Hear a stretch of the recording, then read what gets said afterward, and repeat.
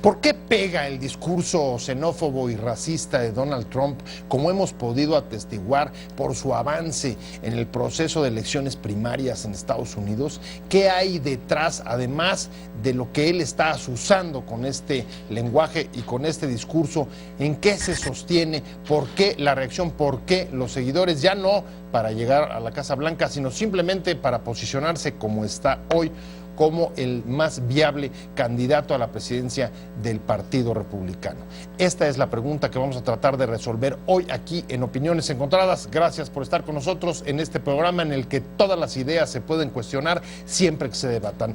Soy José Buendía, le dejo mi Twitter para que me mande sus comentarios, sus puntos de vista, José Buendía MX, y acompáñenme a ver unos datos de contexto para regresar aquí a nuestro foro a discutir sobre este tema con dos especialistas en la materia. México y el Partido Republicano tienen una preocupación común en el proceso electoral estadounidense, aunque por distintas razones. Para ambos, Donald Trump ha dejado de ser un mal chiste y se convierte en una verdadera amenaza para sus intereses. Los resultados de las primarias en una docena de estados de Estados Unidos, en lo que se conoce como supermartes, dieron como claros vencedores a la precandidata presidencial demócrata Hillary Clinton y al republicano Donald Trump. La exsecretaria de Estado se apuntó la victoria en 7 estados, igual que el polémico millonario. Aunque todavía les faltan más de la mitad de los votos necesarios, la mayoría cree que el supermartes les dio ya el impulso necesario para ser ungidos durante el verano, cuando los partidos realizan sus convenciones para elegir formalmente al ganador. Este panorama es histórico para Estados Unidos, pues pone a un partido en línea para elegir por primera vez a una mujer, y en el otro se consolida el candidato más controvertido y sin experiencia política alguna, con el millonario Trump. No obstante, un grupo de notables y figuras republicanas ha comenzado una estrategia para tratar de frenar la candidatura de Trump. Piensan que Trump no solo no representa los valores conservadores del partido, sino que perdería las elecciones de noviembre, lo cual los marginaría de la Casa Blanca por casi 2 décadas. Ante su avance más allá de lo previsto, también México ha comenzado a reaccionar con duras declaraciones contra Trump sobre el muro que quiere construir en la frontera, que ahora quiere vincular con la lucha contra las drogas. Posiciones. 1. El intelectual e historiador mexicano Enrique Krause declaró sobre el avance de Trump que una de las mayores perplejidades de este siglo es que llegue un perfecto fascista, ya no digamos a la Casa Blanca, sino a la carrera presidencial en Estados Unidos, y que atraiga a los millones de personas que histéricamente lo siguen, que atraiga los reflectores de este modo. 2. El ex candidato a la presidencia republicano en 2012, Mitt Romney, dijo que Donald Trump es un embustero, un fraude. Sus promesas no valen nada, así como el título de la Universidad de Trump. Está jugando con el público estadounidense. Si los republicanos elegimos a Donald Trump como nuestro nominado, las perspectivas de un futuro próspero van a disminuir enormemente, advirtió. 3.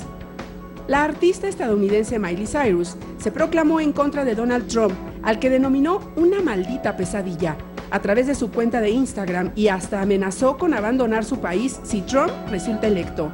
4. Jorge Castañeda manifestó que el país no debe mantener el silencio y la pasividad ante Trump.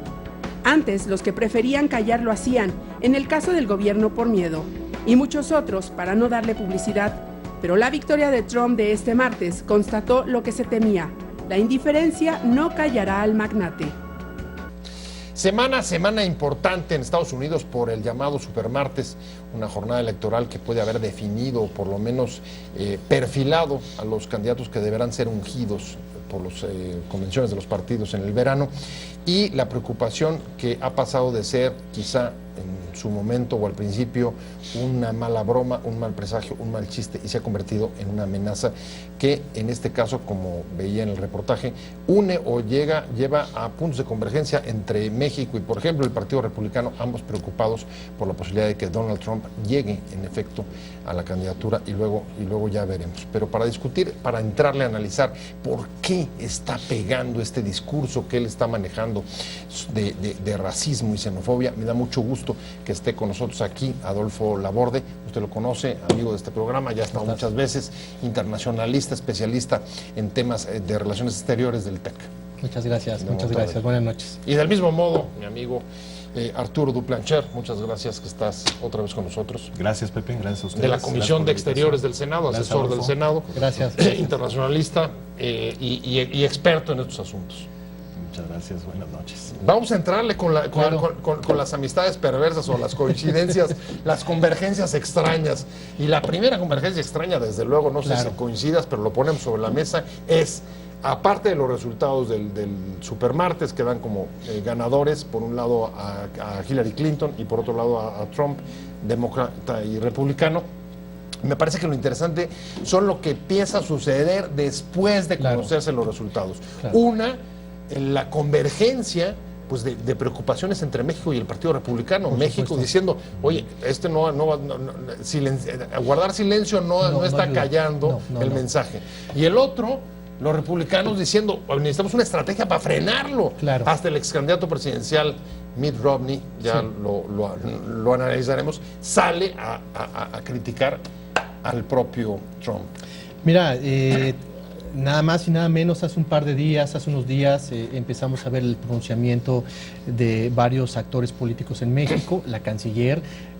Si nosotros hacemos un análisis de los pronunciamientos en temas de la agenda bilateral con Estados Unidos, muy pocas veces vamos a encontrar pronunciamientos tan duros, ¿no? Se rompe un poco la línea de la política exterior de México, que es muy respetuosa, los principios básicos se han Es que apegado. habían dicho ignorante, Ignorante, no sabes, desconoces la agenda bilateral. Así es. Le han dado con discurso todo. del odio, Sí, exactamente. y Krause fascista, o sea, sí le han Hoy, hundido. nada menos en la tarde un evento, dos personajes de la política, el personaje, el que es el director del Senado, el que tiene la comisión del Senado, panista, y un gobernador de un partido oficial, los dos se pronunciaron en contra de Trump, en un discurso abierto. Entonces, eso no lo veíamos antes.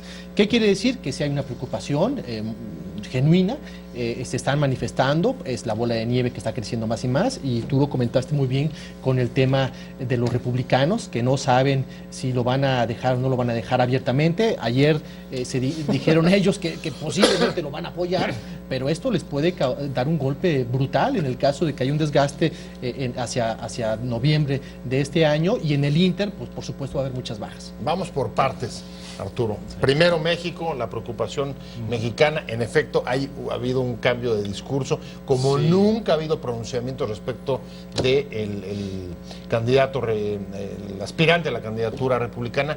¿Y dónde quedó el tema de la soberanía? Trump nos ayudó un poco a sacarle la vuelta a la soberanía nacional y todos esos Ojalá, temas de ¿no? no intervención, etcétera.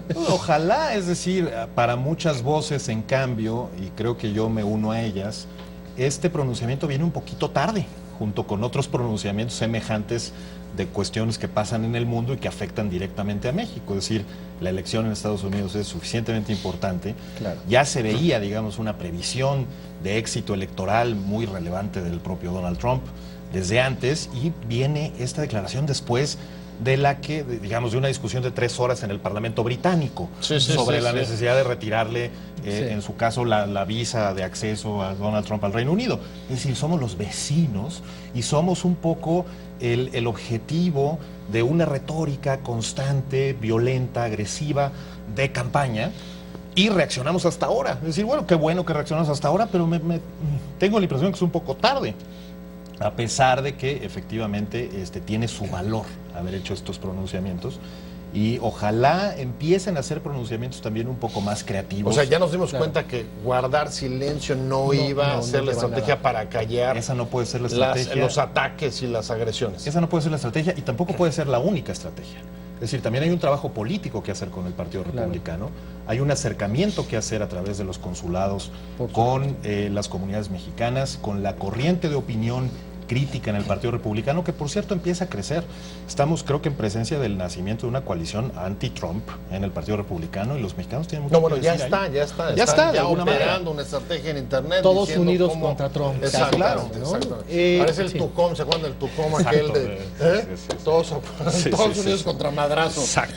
Siguiendo un poco la línea de aquí de mi colega y amigo, Yo creo que la estrategia que tendría que estar configurándose en los consulados, en los departamentos de prensa, con las comunidades, con los líderes de opinión, es mandar un mensaje positivo de México, ¿no? Hablar bien de México, mandar las señales claras. Estos tipos de discusiones solamente nos van a llevar a una mayor profundización de las diferencias que ya se están dando a un lado, ¿no? Si bien es cierto el tema de la migración, el tema de la política migratoria, se han quitado un poco de la relación bilateral, no han desaparecido, hemos puesto énfasis en otros temas, cooperación educativa, cooperación energética, cooperación en competitividad, etcétera, etcétera. Ahora lo vuelven a poner ahí en la mesa de discusión y eso lógicamente va a dejar un legado que nos va a costar mucho. Ahora, sí hay coincidencia con el Partido Republicano, porque evidentemente las preocupaciones y en efecto al interior de ese viejo partido hay quien no quiere que llegue Donald Trump. ¿Qué tendría que hacer o cómo hacerle? ¿O hay algo que pueda hacer para construir una estrategia el gobierno mexicano de acercamiento hacia esos sectores del Partido Republicano? Cabildeo, me parece que nuestro embajador ya ha de estar muy ocupado haciendo fila, haciendo antesala en las oficinas de algunos dirigentes del partido, con el mismo Trump, con el mismo Ted Cruz, con el mismo Marco Rubio, hablando un poco y poniendo de manifiesto nuestro interés y por supuesto articular una campaña de comunicación social en todos los consulados que no está violentando ningún concepto de soberanía de Estados Unidos, simple y sencillamente es una posición de mercadotecnia política para posicionar a México en buena perspectiva con los electores en Estados Unidos. Ahora hay otros actores de la política mexicana. Claro, por supuesto. Tengo que ir hacia tus terrenos y evidentemente, Arturo, uno de ellos, como tú citabas el caso del Parlamento británico, también uno pensaría que es un tema que puede aglutinar el interés de los distintos partidos políticos porque ahí hay, digamos, el clásico esquema de enemigo común. Claro. Y sin embargo, ni ahí estoy viendo, digamos, más allá de las coincidencias en los discursos verbales y en las expresiones, una convergencia que llevara, por ejemplo, a algún punto de acuerdo en el Senado o alguna,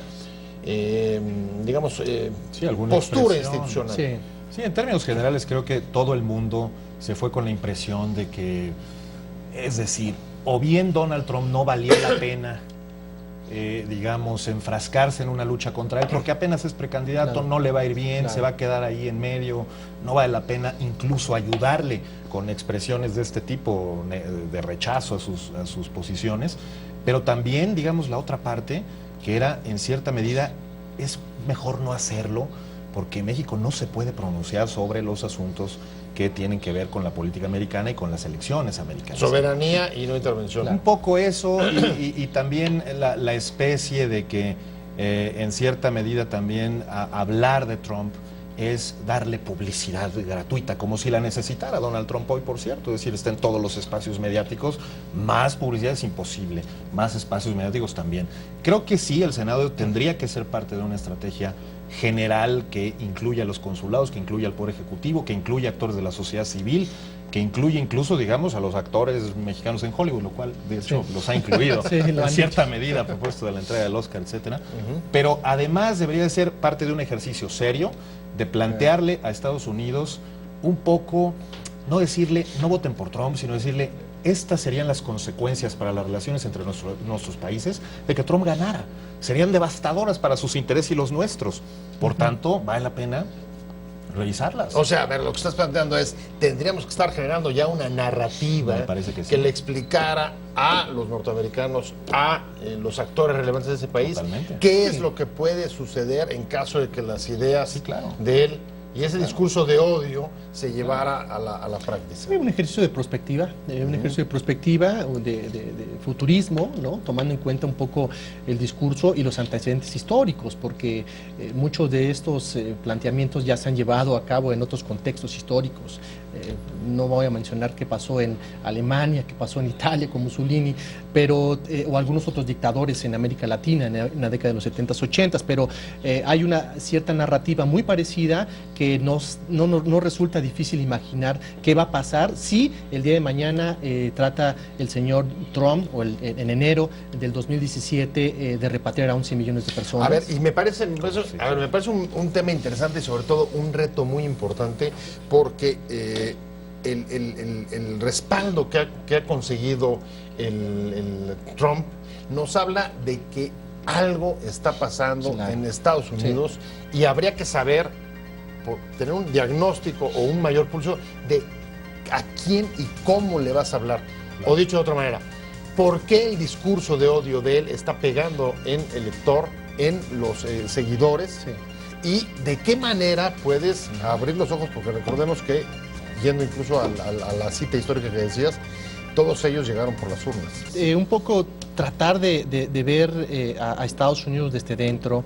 Te comentaba en el corte que tuve la oportunidad de estar el año pasado, estuve 7 meses en una estancia de investigación. Ajá. ¿Qué fue lo que yo vi con el entorno, ¿no? En la calle, los académicos, amigos, gente en los supermercados? Bueno, hay gente que está preocupada porque el nivel de ingreso no es el nivel de ingreso que tenían hace años. Hay gente que está preocupada porque en el terreno de las relaciones internacionales, Estados Unidos no es la superpotencia que tenía. Ya hay 3 o 4 jugadores con los que tiene que estar negociando. Está el caso de China, está el caso de la Unión Soviética, Bueno, de Rusia, China, perdón. ahí están los discursos de Trump con China. Que va a cerrar el mercado, Van ¿no? a castigar a todas las empresas y las va a regresar a todas las empresas norteamericanas que están produciendo en China. La desigualdad, un tema que también está creciendo, tiene que trabajar más, el salario ya no alcanza, la gasolina es cara, baja, sube, ya no pueden cambiar el automóvil como lo hacían. Entonces, una serie de elementos que han pegado el status quo de los norteamericanos, de muchas clases que han sido afectadas, y el ego de ellos, que a veces es grande, pues se les ha golpeado. Entonces, eso... Sensación de decadencia. Decadencia, hay que culpar a alguien, lógicamente, como se hace cada 4 años con el tema migratorio, eso lo sabemos. Pues ahí están los mexicanos, ahí están los que nos están robando los empleos, ahí están los que de alguna u otra manera nos están quitando también los trabajos, y para este tipo de gente que pertenece a clases medias, bajas, grupos marginados, grupos que no están a favor del legado de Obama con el Obamacare, que han gastado una millonada de dinero para darle seguro médico a todos, pues eso lógicamente provoca este tipo de sentimientos de que algo tienen que hacer, y hay una persona que puede arreglar todo eso, y ese es Trump, de acuerdo a esta óptica, ¿no? Muy sencilla, pero así puede interpretarse. Pero fíjate que mezcla, si estás de acuerdo con lo que dice Adolfo, a eso súmanle un discurso anti-establishment, diciendo, no, yo no vengo de Washington, no tengo mejores cartas porque nunca he tenido experiencia política, y además tengo chivos expiatorios que sacar a la plaza pública, mexicanos, musulmanes, migrantes. Y encima, en el caso de Trump, es un poco yo no vengo aquí por el dinero. Y esto, en cierta medida, es perfectamente creíble, según lo que dice el New York Times, es su fortuna. Pero esto genera la impresión de que también estamos en presencia del mismo fenómeno con el propio Bernie Sanders, que es la otra cara de la moneda. Es decir, en cierta medida el hartazgo por la clase política, por el establishment en Washington, por cierta política dinástica que en su momento, digamos, estaba planteada como esta inevitable contienda entre los Bush y los Clinton otra vez, genera esta sensación de que hay que refrescar esa clase política con outsiders o con gente, como en el caso de Bernie Sanders, que está dispuesto a convertirse en uno, o que en cierta medida ha aspirado a hacerlo a pesar de ser parte de la clase política, senador en Vermont, etcétera. Pero encima también, digamos, hay una desazón por el hecho de que la clase política no ha resuelto problemas, ¿no? O sea, la clase política es torpe, no funciona, no resuelve lo que los ciudadanos sabemos que está pasando. ¿Coincides con esa sensación de decadencia un poco? Y en términos generales creo que también... Derrumbe el sueño americano. Por un lado, es decir, Bernie Sanders apuesta a que el problema son los Clinton y los Bush y los Trump, porque ellos son el 1%, ¿no? Entonces el problema es ese. Para Trump el problema son los inmigrantes, ¿no? Etcétera, y el resto del mundo que se ha volcado en una campaña contra Estados Unidos y contra su hegemonía. Pero en cierta medida los dos están buscando, los dos señalan, digamos, problemas y un diagnóstico en cierta medida coincidente, ¿no? Sobre lo que Estados Unidos le ha venido pasando en los últimos 10 años.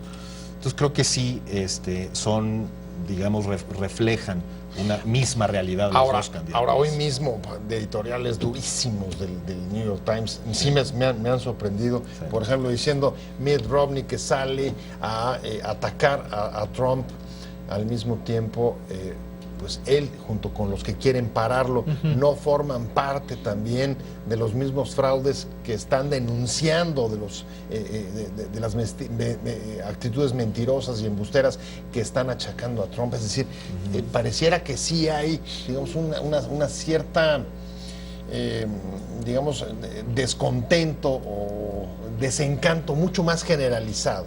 Bueno, hay acusaciones que podrían convertirse en genuinas, siempre y cuando se tome en cuenta que el sistema político norteamericano en algunos aspectos de su vida tiene claroscuros, como en todos los sistemas políticos. Pero ya están preocupados porque esto puede ser el principio del fin de muchas de sus carreras.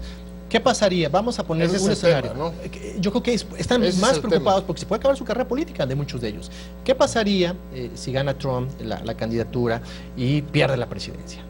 ¿Cuál va a ser el mensaje? ¿Cuál va a ser la discusión para el Congreso? ¿O cuál va a ser la convivencia política entre las diferentes facciones? ¿No? Lo van a culpar. Sin embargo, va a haber una crisis impresionante. Yo lo pongo, o me quiero poner en el contexto de cuando perdió el PRI. ¿No? ¿Qué pasó cuando perdió el PRI? Hubo una pulverización, se fragmentó el partido y les costó 8 años para poder regresar. Y eso es lo que yo creo que quieren evitar, ¿no? Que haya realmente una ruptura en el partido, que les cueste nuevamente un proceso largo convencer al electorado que son el partido que puede cambiar los Estados Unidos, pero no con un discurso totalmente anacrónico y un discurso totalmente que va en contra de la buena vencida con México y con el mundo. No sé si coincidas. Totalmente. Si coincidas en el sentido de que Trump es la crisis profunda, yo no sé si la causa o la expresión o ambas del Partido Republicano. Y quizá no hemos visto todavía la peor expresión que esa crisis pudiera tener. Digamos que hay una especie de coalición, que Marco Rubio quizá apoya a Ted Cruz para generar una sola candidatura fuerte contra él. Pues él perfectamente puede irse y llevarse su 30% o lo que sea a una candidatura independiente que desde luego va a romper en 2, en 3, en 4 al Partido Republicano y lo va a dejar en una situación peor que, digamos, 1964 con Barry Goldwater, etcétera. Y a lo mejor el nacimiento de otra distribución del poder en Estados Unidos y de otro régimen político, otro régimen de partidos incluso. En realidad es muy difícil. Concentraste en la pausa. Sí, en realidad es muy difícil saberlo, comentábamos ahora fuera del aire que es muy difícil con un personaje así de imprevisible, que no es un político profesional, que no entiende la diferencia entre una oferta de campaña y un programa de gobierno, saber si realmente está dispuesto a llevar adelante sus propuestas. Por otro lado, muchas de ellas son francamente irrealizables. Yo no sé cuánto dinero y qué esfuerzo significaría poner en 3,000 kilómetros de frontera un muro. Pues, supongo que eso es muy complicado y que definitivamente no abandonaría el proyecto. Especialmente cuando dice... no estoy seguro, pero supongo que seguro Adolfo, que es más especialista en temas asiáticos.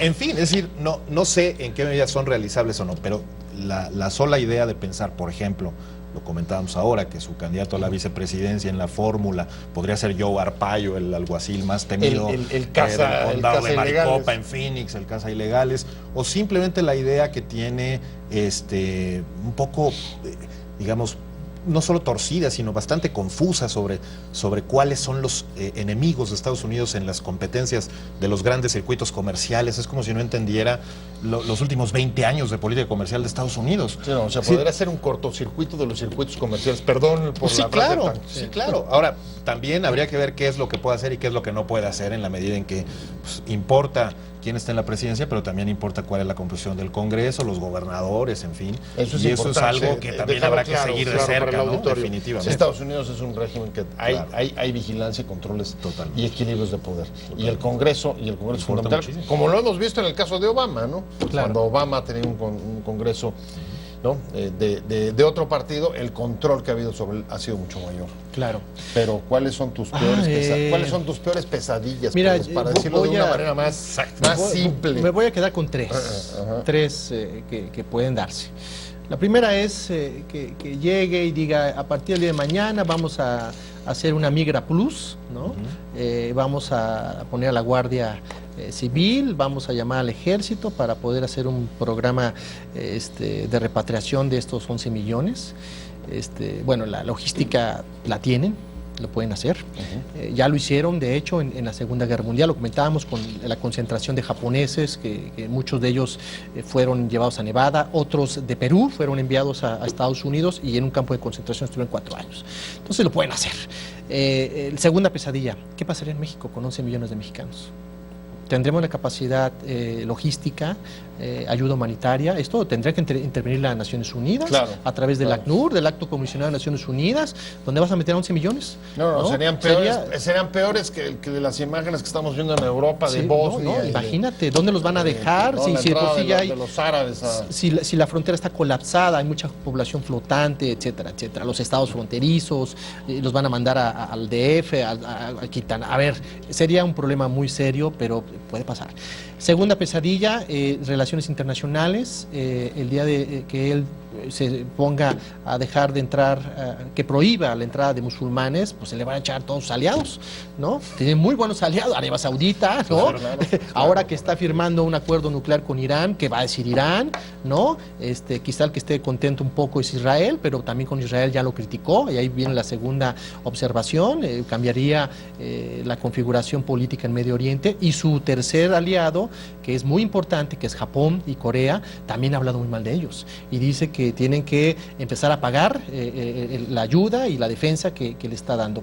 Trump no sabe que estos dos países son importantísimos en el control geopolítico y geoestratégico de la región. Entonces, mi tercera pesadilla, el muro.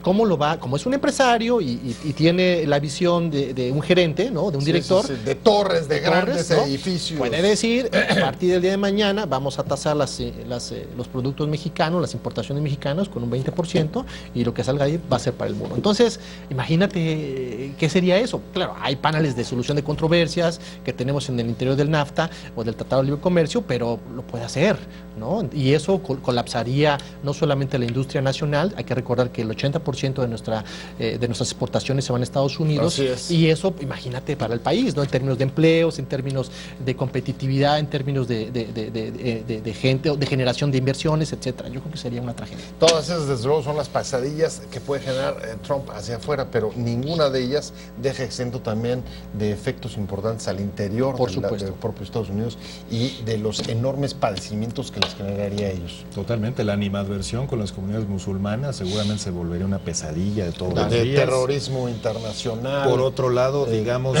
en buena medida la política exterior, o la supuesta política, la alegada política exterior de Donald Trump, pues nadie sabe bien a bien cuál sería. Es un hombre profundamente rupestre en estos temas, ¿no? Le han preguntado innumerables veces en los debates su posición sobre temas, digamos, como la guerra civil en Siria o el posicionamiento frente a Corea del Norte. Contesta con las mismas generalidades de siempre, apelando al público que sabe que, digamos, corteja con esas generalidades, pero no es capaz de ninguna sofisticación en un pensamiento, digamos, importante en materia de defensa, así sea muy conservador, o de política exterior.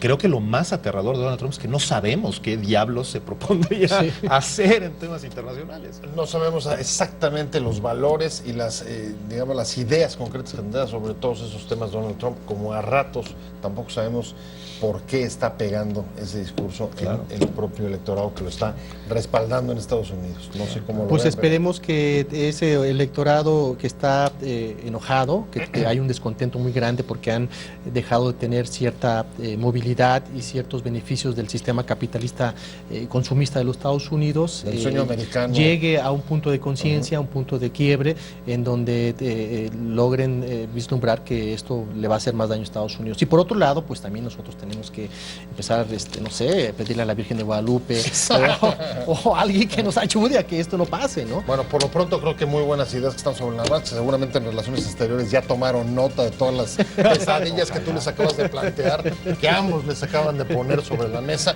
Ojalá. Y muchas gracias. Se nos fue el tiempo muy rápido. Gracias. Muchas gracias, Adolfo Laborde, especialista internacionalista del TEC de Monterrey, y muchas gracias, Arturo Duplancher, asesor internacionalista, asesor de estos temas en el Senado de la República. Gracias a ambos, buen fin de semana, pásenlo muy bien. Te invitamos a seguir cuestionando la información con los siguientes videos.